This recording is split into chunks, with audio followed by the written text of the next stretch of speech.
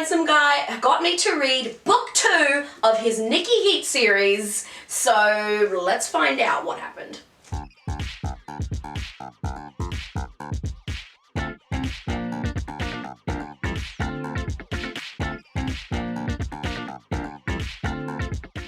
Hello, welcome to Christy Grace Scarlet Pen. I am an author, creativity chaser, and book lover, and today is book 2 in my reviewing of the Richard Castle books, the Nikki Heat series, based off of the television show Castle.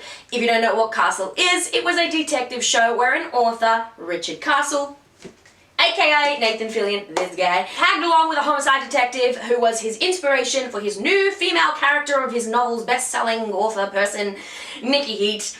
And they actually, the show ABC came out with real-life books. They got a ghostwriter to pretend to be Richard Castle, and they came out with an actual line of books as per the TV show. They are the same covers, they are the same titles, and because the TV show doesn't really go into a lot of detail on what the books were about, the author had a pretty good free reign of what the topics would be, what the murder was, and how it would shake out.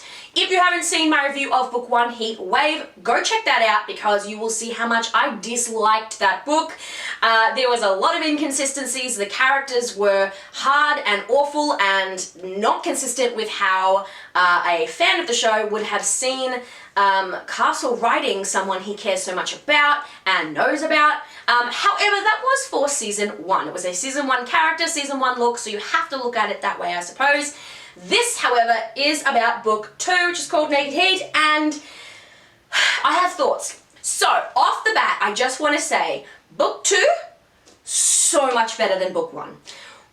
I wish this was the first book, I really do. This was so much better than book 1. I don't know exactly the scenario of when they were coming out with the first book came, but it felt a lot like the author was given almost no time to sort of get a story up. Maybe they didn't really know much about the characters, maybe they had watched it all, maybe that was just how they saw things, but it was just really not well done in my view as a fan, and then as an impartial person who maybe would have picked up the book and just read it. This book, however, was really good. The character was a lot more authentic to how I believe Richard Castle would have written Nikki Heat. There was still that I'm really strong, confident, amazing, incredible detective woman person, but she was softer, which is what needed. She still had her hard-ass moments, which is a good thing because that's what the character is like, but it wasn't quite as sexist and cynical and terrible. It actually was a lot better. So character-wise, it was written so much better. Maybe they were given a little bit more of a flexible timeline, maybe had a bit more of a feel for how the characters were, maybe got feedback on the first book, I don't know, doesn't really matter. Either way, it was a lot better. So book 2 is actually about a gossip columnist, very famous one, who is killed, and they have to chase down, Jameson Rook is a journalist himself, and he ends up having worked with her and could give some insight into the case. There was a falling out between him and Nikki, so now they're back and they're trying to work that out together.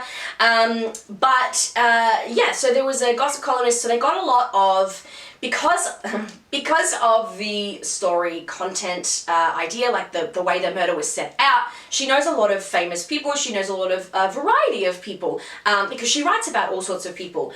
Because of that, the author was able to throw in so very many episode references. There was references to a chef episode, a baseball episode, a music episode. They were just all the references all over the place everywhere. And that was really fun. Unfortunately, because of that, it was a little bit hoppy all over the place. It was like, oh, it's over here, and now it's over there, and now this is this person, and that's that person, and totally different suspect, totally different sort of situation going on. So it's a little bit jarring, but if you have seen the episodes and you know them backwards and forwards, like me, then it's actually quite fun to be able to get that many sort of thrown in episode references and homages, I suppose.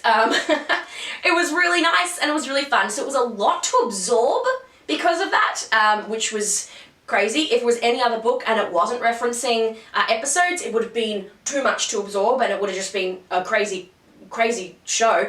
But because I know the episodes and I know where it was coming from, it was still a lot, but I was able to still follow along and move forward with the story, and I'm glad I did because it was still pretty good. The first book was full and only Nikki Heat's POV, the whole book, point of view. That was how it was written. It was from her point of view, the entire book.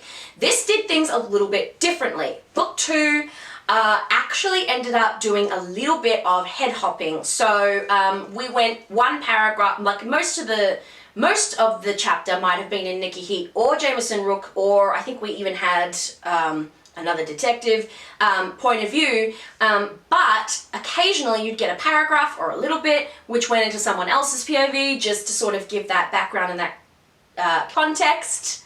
I couldn't find the word, but it gave that context when they head hopped. So I have a mixed feeling when it comes to head hopping. It is often very confusing.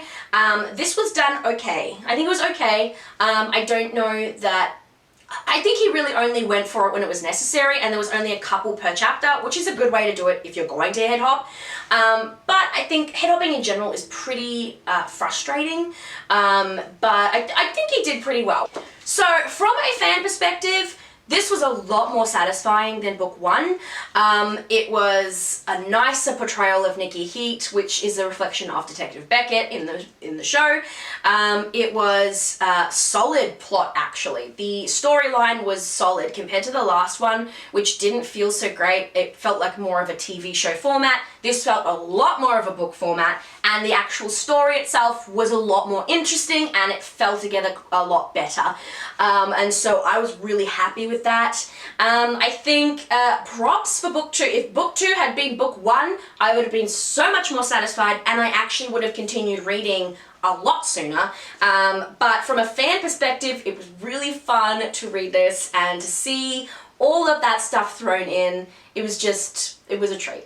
I will be reading book 3, which I believe is called Heat Rises. It is downstairs at the moment, but I will be reading book 3, Heat Rises, very soon. It is next on my list when it comes to the Richard Castle books. Have you read any of them? And if you've seen the show Castle, let me know what your favorite episode or scene is below, because I love Castle. It is such a good show. Let's enjoy it together. Thanks for watching, you guys. If you like my content, subscribe, but otherwise, I will see you in the adventures.